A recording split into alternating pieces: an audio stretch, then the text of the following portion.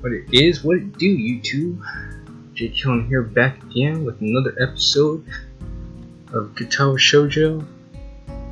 Where we left off was the festival. The festival's about to start. We were the last people in the room. It was just me and Hanako, and Lily came in to pick up Hanako. So, without any further ado, let's get into the episode. Hanako? Yeet? Her name is all it takes to make Hanako jump up from her desk and run to Lily.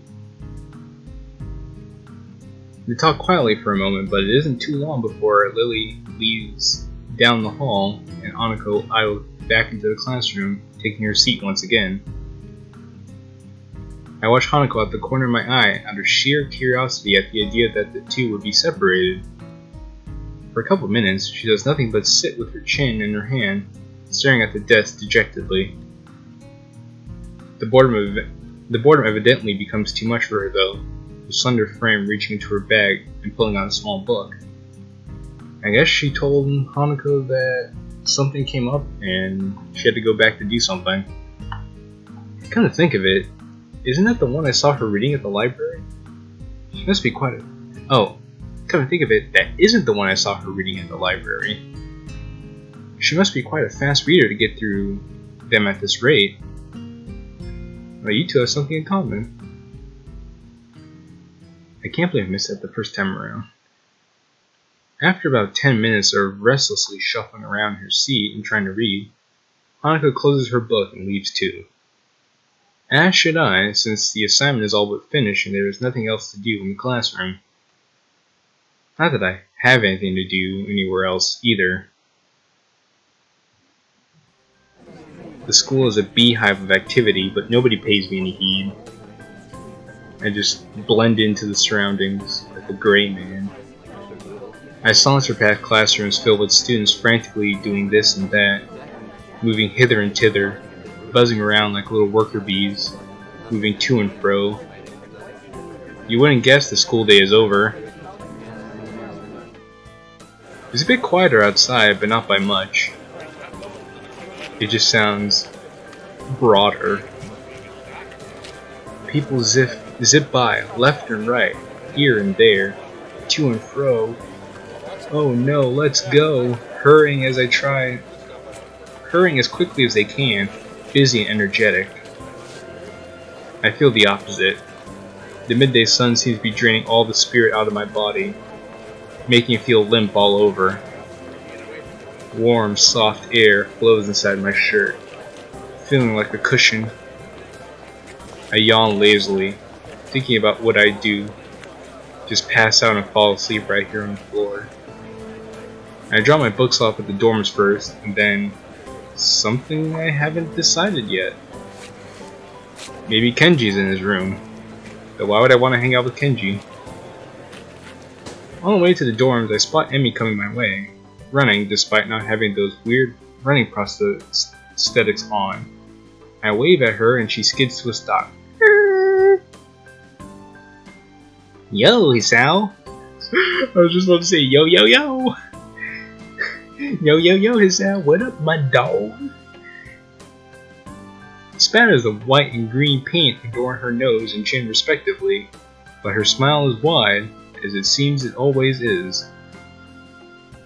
She leans closer to me, amplifying the feeling she is examining me. Those big eyes. What you doing? Like Isabella from Phineas and Ferb. What you doing? Nothing really. I don't have anything to do for the festival, and everyone else seems to be doing something important. That's perfect. Then you can help me and Rin.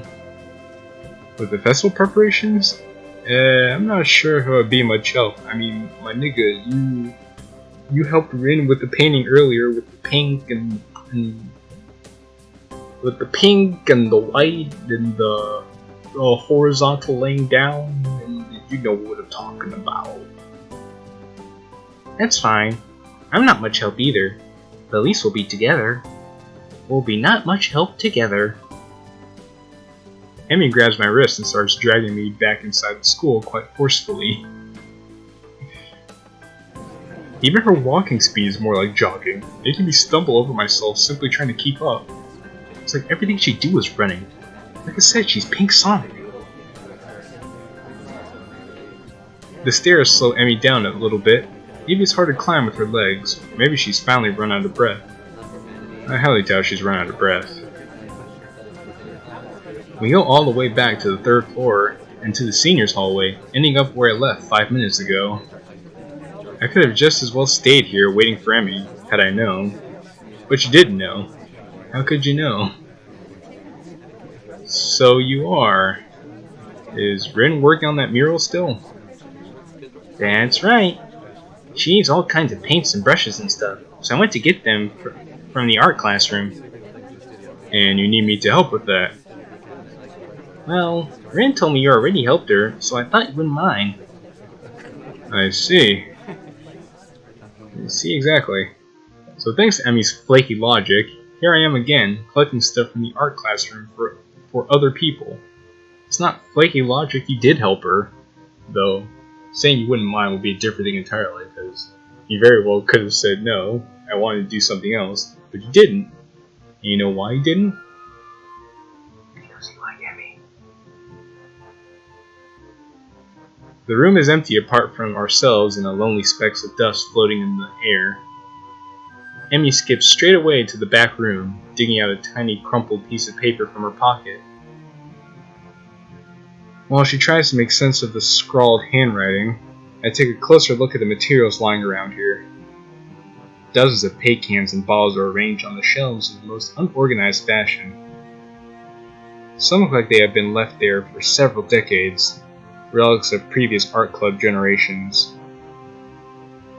Next to them, heavy stacks of neatly piled drawing paper and boxes full of different sized brushes and unsorted crayons. The smells of paint, turpentine, and fresh paper roll in the stale air, mixing in my nostrils to form that unmistakable scent of art. Don't forget the wax of the crayons. The wax of the crayons, possibly also the lead of the colored pencils, the smell of the pastels, the watercolor paints, also the smell of the canvas. It all coalesces in the air as the scents and vapors waft into your nose. And like you said, forming that unmistakable scent of art. Emmy studies her notes, comparing them to markings on the various paint cans, and passes them to me as she finds the correct matches. She stretches her neck to look at the topmost shelf, but it's not quite enough. Her eye level stays below the shelf no matter what she does. Emmy gives up and just looks at the shelf longingly, like a child at a toy store, huffing in annoyance. Oh man, how dare you make fun of me for being short? That's pretty cruel of you, Shelf. After a moment of building anger, she starts jumping up and down, apparently trying to speed read the labels during the fraction of a second she can see them, and catch what she can. This is like in DDLC, where Natsuki tries to get her manga from the top shelf, but the MC offers to help, and she's like, "No! I can do it myself! I don't need you!" All because she was too short to reach the top shelf. It's no surprise that she fails miserably, and almost manages to bring the entire shelf crashing down. Now I see why me lending a hand here would be useful. Come on, let me do that. You can't jump high enough, and I don't want you to hurt yourself trying. Also, I'm like twice your height. Dang, Hisao, you didn't have to rub it in. Excuse me? You are not. She turns around, flaring scorn, flushed cheeks and all. Just kidding, just kidding. Anyway, I'll look up there, okay? She glares at me one more time, but couldn't come up with a retort. With a grudging I didn't even read that. Just saying seemed so appropriate right then. That Even the game agreed with me and said, With a grudging turns her back to me. I can't look at you right now. You made fun of me for being short. So I begin scrounging around the top shelf for paint, while below, Emmy crouches to scavenge what she can from the cupboards. I scratch my head a little after double checking to ensure she can't see me do so. Emmy having a complex about her height was a surprise. I wouldn't have joked about it otherwise. She seems easygoing, but I guess everyone has their weak spots. I mean, she's probably made fun of being short for so long now. Yeah, it just gets to her. It's like Napoleon. Only after do we have almost all the items collected and spread out on the desk like a treasure hunter's spoils, do I realize that it wasn't necessarily the height jab that got her riled up. She might not like being told that she can't do something, like jump. It's possible. She does seem like the kind of person to have a very high amount of determination. But Emmy herself seems to have forgotten all about it already. Quick to anger, quick to forgive. Is she that type of person? Well, you wouldn't want her to be quick to anger, but I guess maybe being quick to forgive kind of balances this out. Or maybe she realizes that there's some things that are just not worth staying upset over. But quick to anger, never good. Especially if they stay angry. That's when it gets bad. Stay away from people that are quick to angry and stay angry. At least she doesn't seem to have taken anything to heart, as she chatters away happily while we pick up the rest of the items and make our way back to Rin. I chivalrously carry the bulk of the materials, like black fedora tipped and all, as we make our way toward the dormitories. Dorms. Rina's really stressed about getting her painting done. It's her own fault, though. She should have started earlier. I agree. Even though I helped out a bit when I did. Would have benefited her if she started earlier.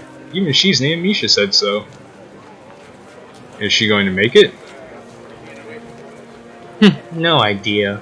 Looks good to me, but with Rin, you never know what's going on. I found her this morning lying in front of the dorm in fetal position. She hadn't slept all night.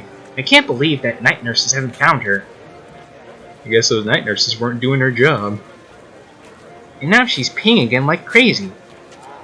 I don't know if that's healthy. But if you have a deadline to meet, what are you going to do? Yeah, I've noticed that she comes off as kind of unhinged, so to speak. Emmy giggles at that, as well as at my likely too obvious awkwardness. It's like, how do I put this delicately? I don't mind it. She's just a little weird sometimes. On that, I can agree with her. Unlike me, Emmy seems to be cool with Rin's whatever it is that makes her feel so off about her. Still, they don't feel close like Misha and Shizune do. With them working as a single entity sometimes, it's hard to say where one ends and the other begins. Even though they're so different, just like Emmy and Rin are.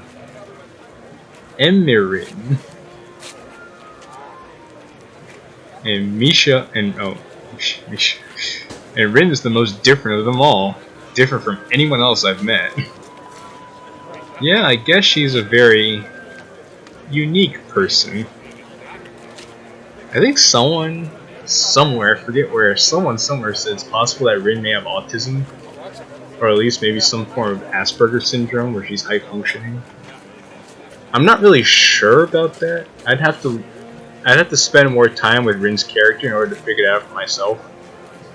Because I actually do have some experience with autism and being around people who have it. But neither here nor there. I just thought that was interesting. And related to Rin's specialness. Anyway, I returned to that word again, as if it encompasses Rin's personality by itself, but really it's just a substitute for a lengthy description of her oddities. Her space oddities. Emmy giggles as I grasp about for a properly descriptive word. She's just weird.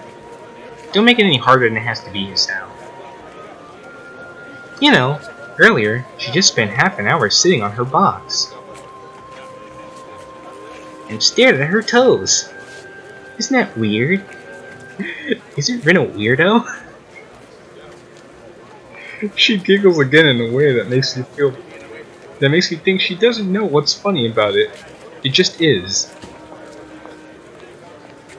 All that time, she could have been productive, but instead she just stared at her toes while sitting on her box. The work area is a mess, but the mural itself has taken over even more of the walls since I last saw it. It's taken over. The disfigured human figures have been mostly colored in tones of red, pink, and orange. Weird, imaginary things populating the spaces between them. It looks nice. I can't think of any word that would describe the work concisely and comprehensively, so I settle myself on a nondescript nice. But honestly, it seems that the area around the wall becomes untidier at the same rate as the mural progresses. The ground is littered with dozens of paint cans, various art supplies, and empty soda bottles. Rin herself is in the corner of this chaos, standing there looking very cozy as if she was a natural part of the scene. And here we have the wild Rin Tezuka, her natural habitat, surrounded by an array of scattered empty soda bottles. She stares intently at her prey, paintbrush in tow. Her pant leg had been rolled up to her knees, exposing her thin legs, which sport a drying spectrum of war painting, similar to those on Emmy's face. Emmy sprints to Rin ahead of me and gleefully jumps in front of her. Surprise! I'm back! That was fast. Did you run in the corridors again? Hisao helped me. He even tipped his fedora on the way down. Emmy points victoriously at me. Oh, well, just doing what needs to be done. Rin turns around following Emmy's finger with her eyes, looking in my general direction. She nods absent-mindedly at me. She looks like she hasn't slept since last night. A vacant, glazed stare that focused slightly off me, and movements like in a slow-motion movie. Hello, Hisao. Thank you for the help. Don't mention it. I just did. Never mind. Looks like you've made progress. Looking good, as far as I can tell. But now you get more bad luck. That's right. If we say something nice about a work in progress, it's 7 years of bad luck. I know, but I'm willing to take the risk. That's a very nice thing to say. For me, of course. Not for you. This is why artists are always unlucky. They have to constantly look after their unfinished paintings. So artists can't find romance, their favorite TV shows are cancelled, or they die young because of an unspecified disease. It's a deep and mysterious law of the universe. Oh, me oh my. She says that, but in a weird way, she's not wrong. If you think about a lot of the cool artists that we've had that died young, or that lead seemingly miserable lives even though they create such beautiful things, I guess somewhere in the suffering there is beauty. Unless they're blind, like that boy. She considers this for a while, looking like she's going to fall asleep.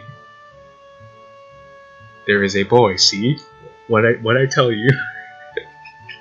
I knew she was going to bring up that blind boy again. At the art club, you see. Blind boy. So he doesn't see. Rin. Ugh. I don't think she has autism. I just think that she sees the world differently than everyone else does. But I have to spend more time with her. More to come. More to come. More to come. You already told me. I'm fully aware of my competition, okay? But I guess not competition this route, because I'm not on your path, so... I glance sideways at Emmy, and she glances back in a way that tells me that she's heard this one before, too. Neither of us say anything to Rin, though, so she continues her monotone soliloquy, like an unfunny stand-up comedian. It's like Stephen Wright, except Stephen Wright's actually pretty funny. You should become an artist. No bad luck. Guaranteed. Don't you think that would be a good idea? That only blind people should become artists? No, not as such. But we have Stevie Wonder, Ray Charles, and that's all I could think about off the top of my head. And they are great artists. If anyone else knows any blind artists, leave a comment, let me know. You might have a point. Abandoning this train of thought, she again turns to consider her work and starts humming a tune that I think I recognize. I can't remember the name of it. Emmy arranges the supplies we brought and moves a few paint cans around, trying to bring some organization to the scene. Emmy, I need the Prussian blue paint. Which one's Prussian blue? No, the blue one. She is staring helplessly at 7 or 8 cans, each with a different tone of blue. It's the one with Prussian blue paint in it.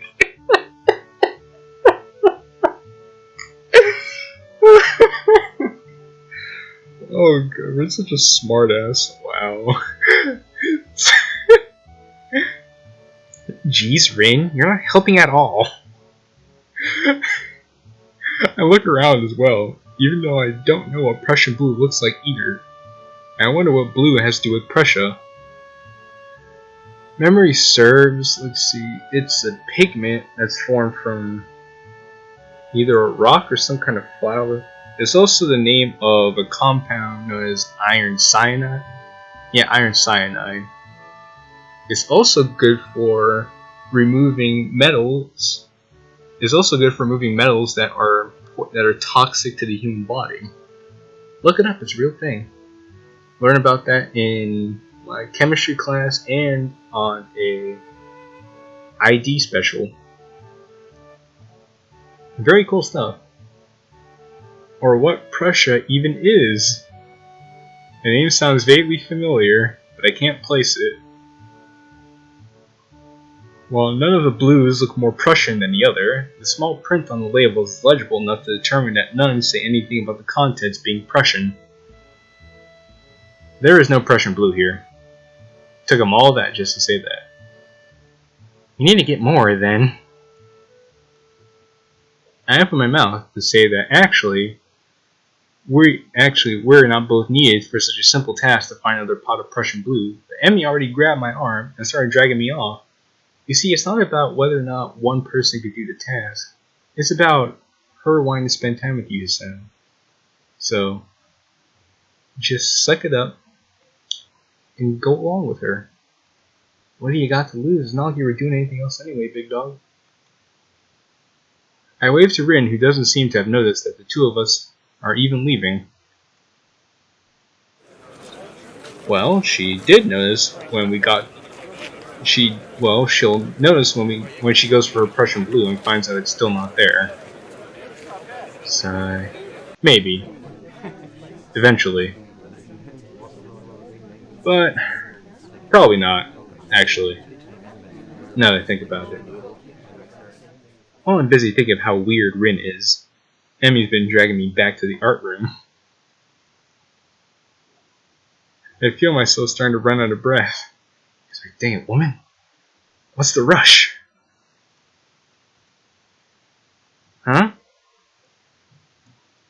Emmy's giving me an appraising look, as if she's trying to figure something out. It's just that you seem to be in a hurry.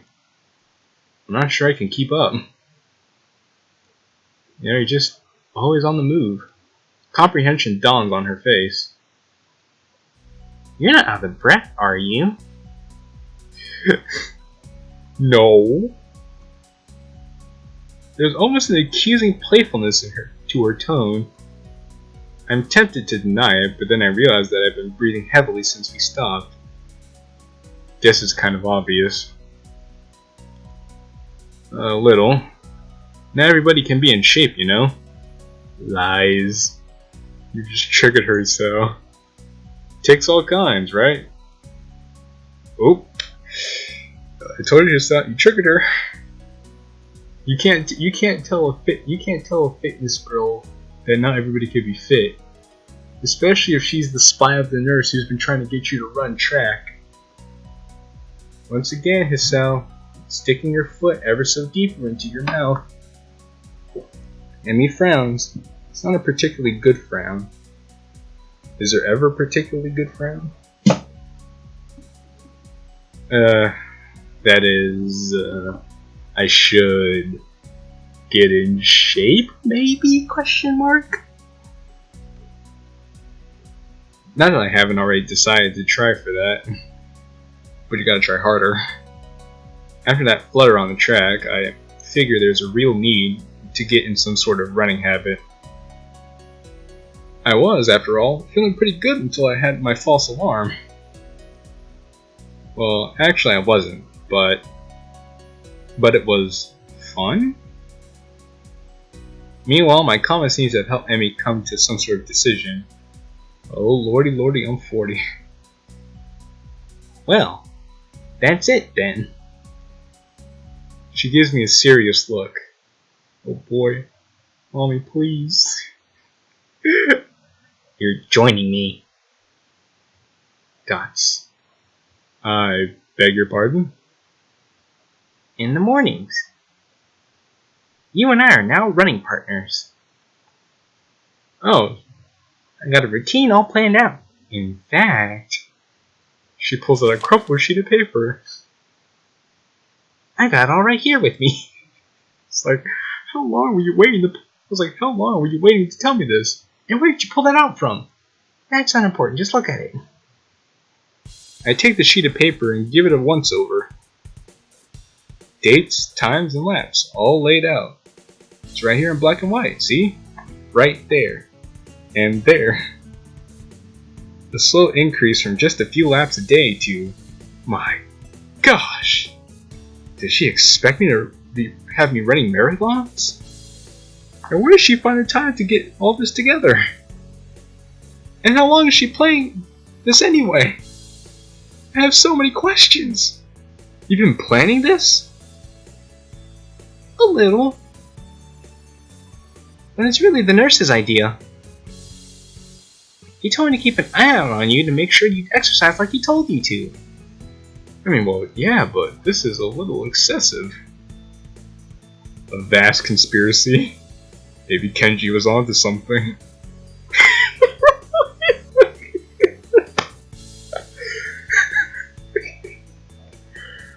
Oh, gosh. I'm too good. My third eye is so open.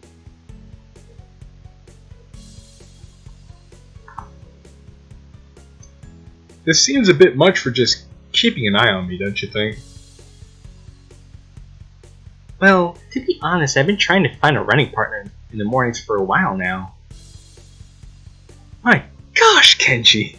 If only you could see the scheme unfolding before you!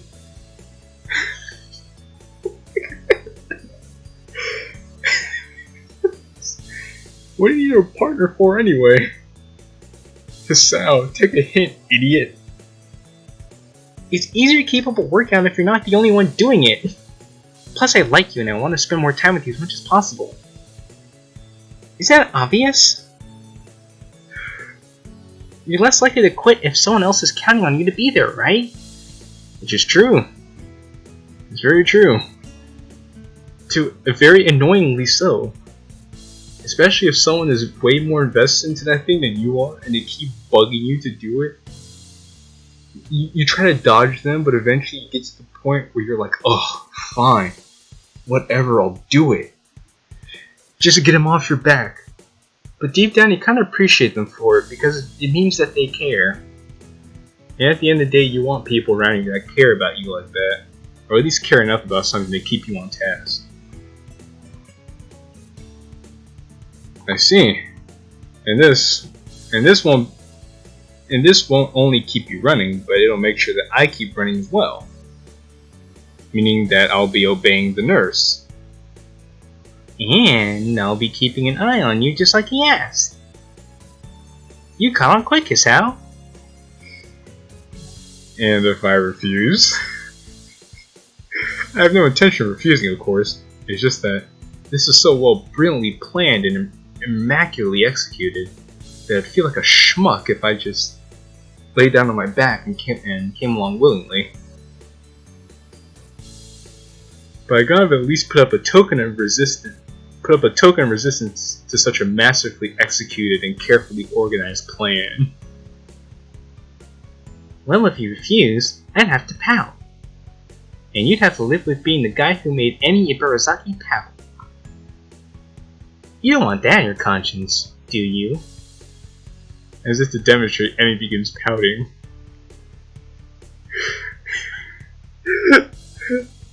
And then the tears of thousands of young men all around the world begin to fall. As their hearts begin to shatter at the sight of such an innocent young maiden with such an adorable, pouty puppy dog face. It is the most adorable, heart-wrenching thing I've ever seen. To stop the madness. Okay, I'll do it. Just don't do that. My queen, it hurts to see you so sad. I feel like I just hit a puppy. So it's settled, right? You're going to be my running partner. Follow the workout? And the dietary plan? Dietary plan? It's like, wait, what was that last part? The running plan? No, after that. You're going to follow the workout? No, never mind. Yeah, the dietary plan. You've gotta eat healthy if you're gonna get into shape, you know. You gotta eat healthy, you just gotta. You gotta eat the lettuce. I examine the workout routine closely. I don't see a dietary plan on here. Oh, right. I forgot to give that to you. Another crumpled sheet of paper is produced from Lord knows where and handed over. It's somewhat less detailed. I'm guessing this is what Emi wrote herself. I had a nurse help me come up with it. The amount of dedication that the nurse has to keep me in good shape is pretty overwhelming. Is it the nurse? Is it the nurse, Hisao? You think it was just the nurse and had nothing to do with the girl in front of you, who is very attentive to your health right now. You think it was just the nurse who did this? Alright, whatever. If you think it was just the nurse that did it, you're a lost cause. I didn't know many school nurses who would get one of their students to spy on me, much less help come up with a dietary plan. Then again, I guess I'm not in a normal school. And maybe that's not such a bad thing. Then again, this dietary plan seems to cut out just about everything that'll be offered at the festival tomorrow. So, when does our running start? After the festival. Right after? What if I had something to eat there? I could get a stomachache, you know? I meant the day after the festival, dumbass. I knew that. Wasn't there something we were supposed to be doing? Oh yeah, we forgot about Rin. Again, that Prussian blue paint. Oh, I guess we should get that paint for Rin, huh? Oh no! It completely slipped my mind. I was too busy thinking about how I was dropping obvious hints that I like you, but you're not picking up on it. By the time we get the paint and get back to the mural, Rin's already wandered off. Just as all the paintbrushes there. And Rin was just like, screw it, I'm gonna do something else. Oh well. So, you wanna go back to your room? Emmy and I both decided to part ways there, leaving the paint on the ground. Oh well. Rin will find it, whenever she comes back anyway. Festival's tomorrow. I'm actually a little excited for it. At the same time, this week's left me pretty tired, so I read a little and then go to bed. Wish I could do the same. It's just so late where I am right now, but you gotta do what you gotta do if you want to get things done. So let's see, where do we pick up here? The next day, I wake up feeling a little lightheaded. It's almost noon already. Sleeping late is fine since it's a Sunday and there's no class. Not just a Sunday though, but the festival as well. From my window, I could already see some people at the soba booth slinging noodles onto plates for people with a craving for low-quality food. Takes me back to the school carnival I used to go to. Right, elementary school used to have this really cool carnival where you have all kinds of food and stuff to eat, rides to go on. One of the coolest things they offered there were elephant ears. And for those that don't know, elephant ears are like this really big platter of fried dough and powdered sugar. It's very sweet, very tasty, super unhealthy, but it's peak carnival. It's just about as carnival of a food as you can get. I throw back a handful of my morning meds and ponder how to spend the day.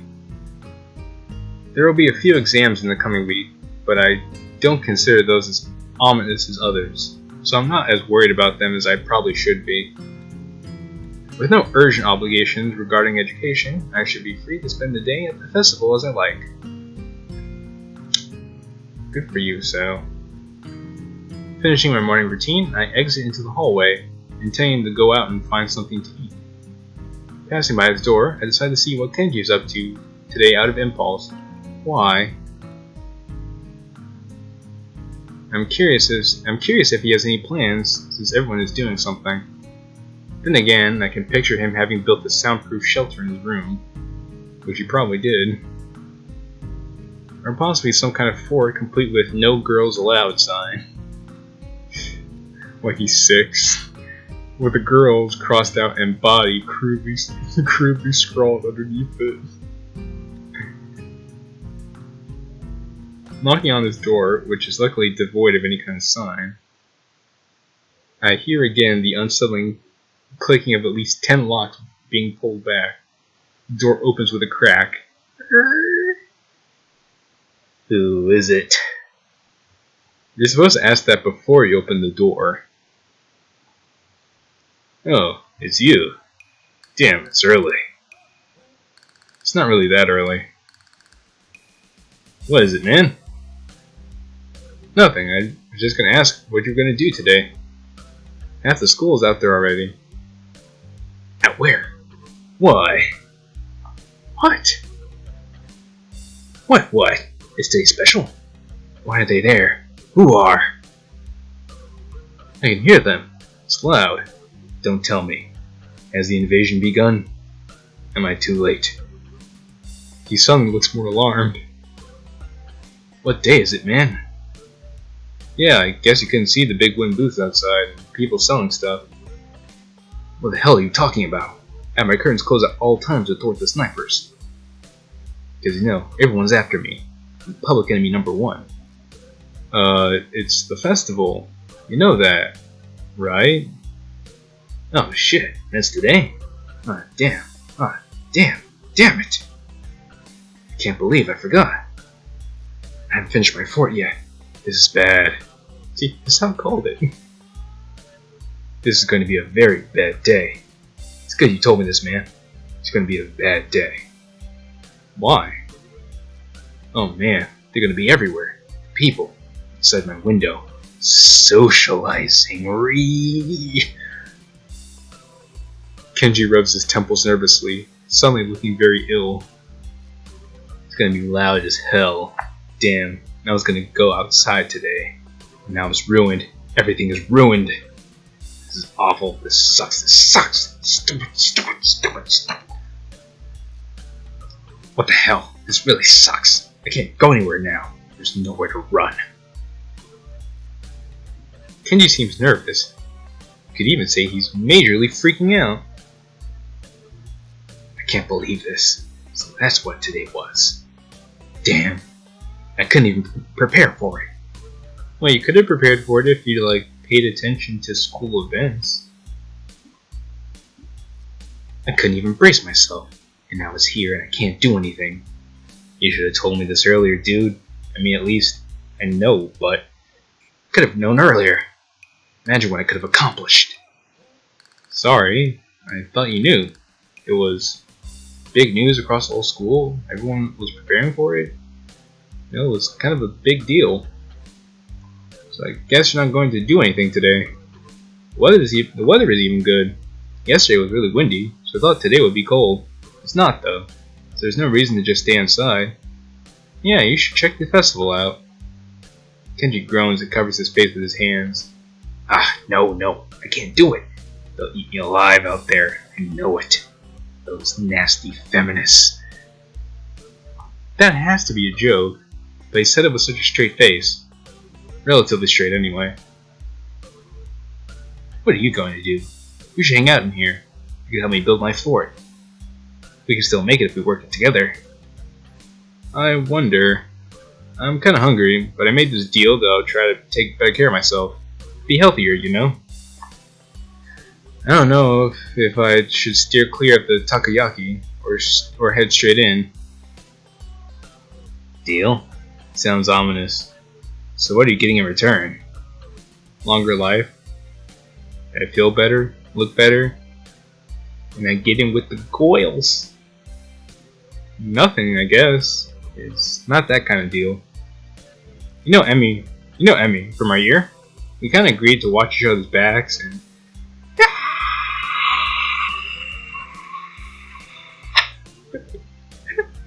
I can either scream loud because it's really late and people are sleeping, and two, my voice doesn't go that high. So, we make it do what it do. The shrill scream and the expression of abject terror in Kenji's face chill my blood. As if I told a Catholic priest I sold my soul to the devil. Her? You sold your soul to the devil and didn't get anything in return? Hisao, you might as well have told a Catholic priest you sold your soul to the devil. What the hell is wrong with you, man? Do you know who you are dealing with? She's a public health danger. Do you know any people she sends to the hospital monthly with her carefully placed flying tackles? Oh, goodness me. Kenji. She's one of them. A key player in a vast conspiracy that aims for the complete subjugation of everything that is manly. Yes, Kenji, I know. Just yesterday, she was pulling some crap on me, Kenji, dog. Kenji, I wish you were there, man. It's like she had this all planned out, this whole workout routine and dietary plan. I was like, this is a vast conspiracy, man. I was saying you were on something after all. I'm sorry for making fun of you, big dog. I'm never doing that again. I can't believe what I'm hearing. I trust in your judgment, man. I thought we were brothers. We have to call it off before it's too late. This festival too. It's just one of their ploys.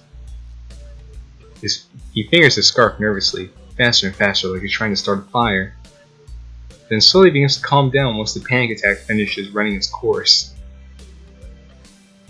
I'm going to find some place to hide in, a safe haven, and knock the lights out of myself so I don't have to experience this horrible day. I have the perfect thing for that. I must prepare now. Don't go to the festival.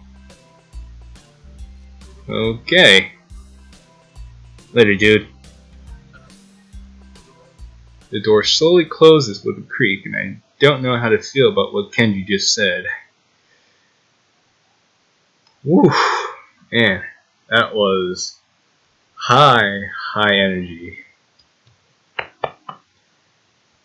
And I think I'm going to end it there. Just give everybody a chance to cool off from that. From Kenji. I mean, we had a feeling Kenji would act this way. Heck, we even, like I said earlier, we even said that a vast conspiracy might as well be underway with how Emmy coordinated this whole master plan. But, man, things are heating up right now. I'm really starting to like it. Can't wait to play some more to find out where things are going to go from here. Anyway, be sure to leave a like on the video. And be sure to stay tuned for future updates and future installments of the series. I'm really having a lot of fun with this right now, so I hope everyone else who's watching is having as much fun as I am. So in any case, it's been real, it's been fun. It's your boy Jqilin. Ciao for now.